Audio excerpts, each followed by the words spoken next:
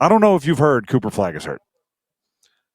There's word. Yeah, there was word going around yesterday about midpoint of the game that he injured his ankle. Yes. And the conversation, the speculation has been rampant ever since, right? Mm-hmm. I'm sitting here watching the Clemson SMU game, watching the Clemson. Yeah, it was Clemson SMU. All right, I'm starting off hot.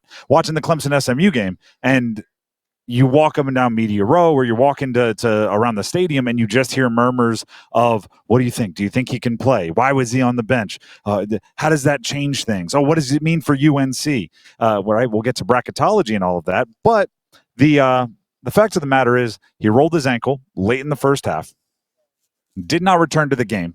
At one point, went to the locker room with the help of his teammates, was seen and photographed in a wheelchair. I saw it with my own eyes. There you go. Yep.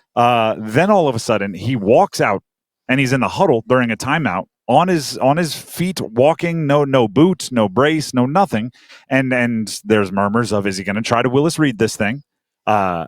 Duke does not put him back in the game, right? The broadcast actually on television revealed very early that he would not be coming back into the game. And then afterwards, then this is the latest official update we've gotten from Duke. John Shire was speaking to the media, and he gave an update on the injury and the ankle of what I consider the best player in college basketball.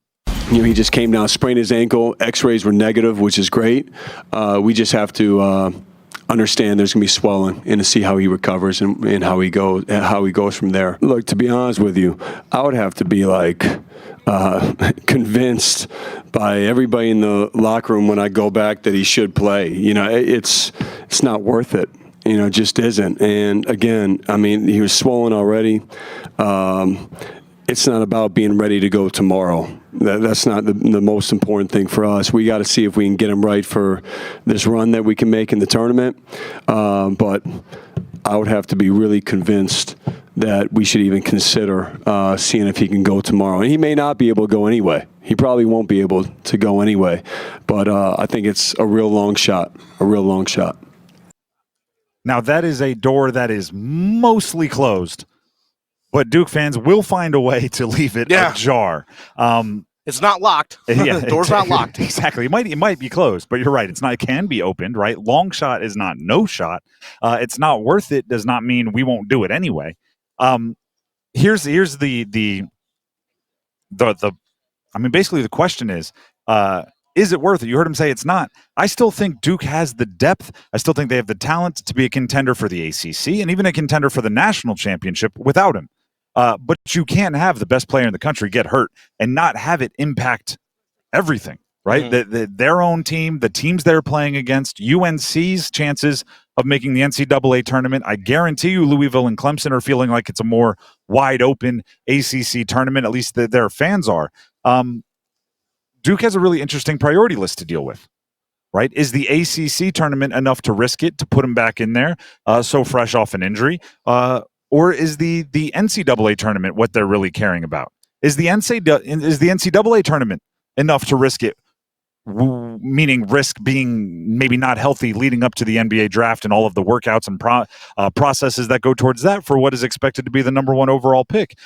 Who's watching? Who's in that decision-making process? There's a lot going on. I can give you this as a side update.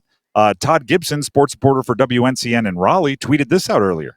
Duke is at the arena this was earlier today.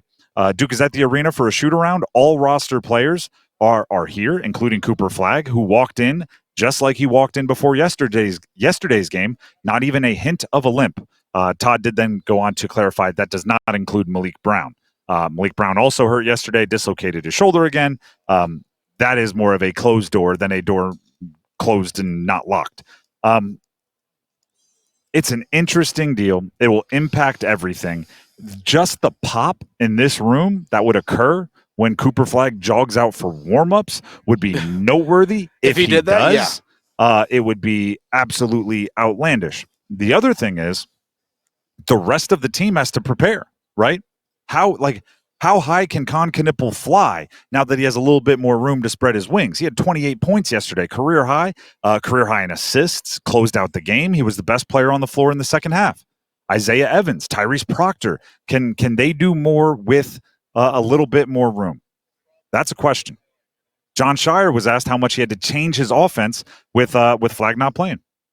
Well, a lot. A lot of our actions are for him. Right. And so, we know, Khan's scoring punch. And to win without Cooper and then Tyrese, really. I mean, Tyrese has been such an important scorer for us, too. So to win without those two guys necessarily having big scoring games, I think is just a great lesson for us. You have to grind and find a way. And we did that. The offense changed. I'll give him that. It didn't necessarily get worse. No. Right? The changing is style rather than quality, right?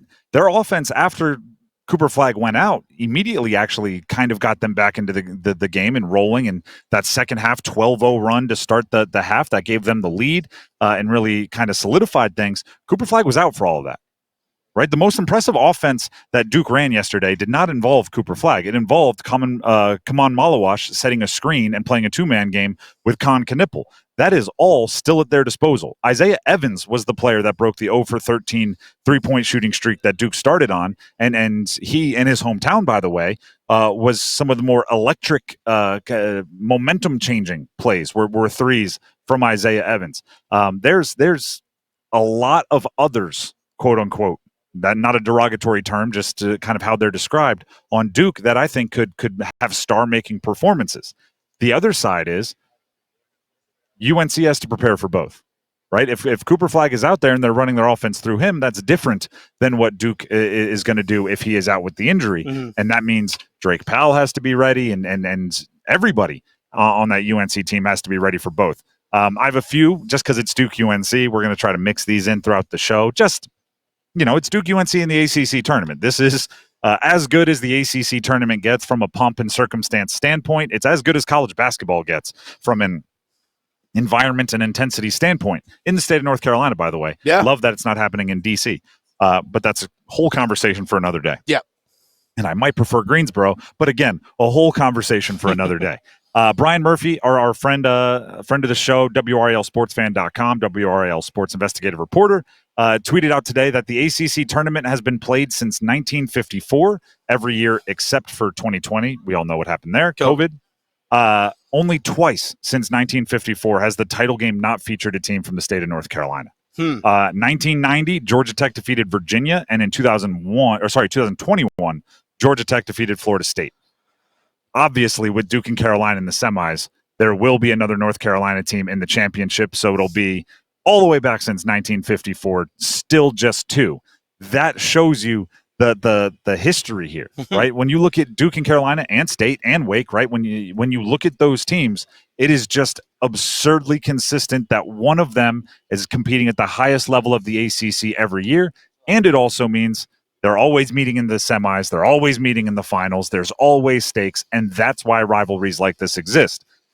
Speaking of the rivalry, this one is a hat tip to Mark Packer, who came up with the stat, the first person I heard it from. There hasn't been a 3-0 sweep in Duke-UNC since the 01-02 season. Oh, wow. Right, because so often they play twice in the regular season and then meet up again somewhere, either ACC or NCAA tournament later. There hasn't been a 3-0 sweep in the series since the 01-02 season. And just to put that in kind of your memories timeline, that would be Jay Williams, Carlos Boozer, Mike Dunleavy, Chris Duhon, the national championship squad, sweeping a Matt Doherty UNC squad led by Jason Capel as the leading scorer. Interesting. That's a while ago. That's a long time ago. That is a while ago. These kids weren't alive for that.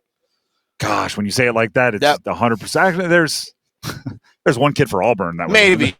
Yeah, exactly. 25-year-old for Auburn. The Cormac Ryans of the world may have been around. But you're right. The squad and these two teams weren't even alive the last time it happened. So, UNC playing, if they beat Duke, that streak will continue. No 3-0 sweeps in their lifetime, which is again, history, intensity. You're going to see a rivalry. It's just not going to be on either of their home floors. It's going to be here in Charlotte, inside the Spectrum Center, and we'll be here along for the ride.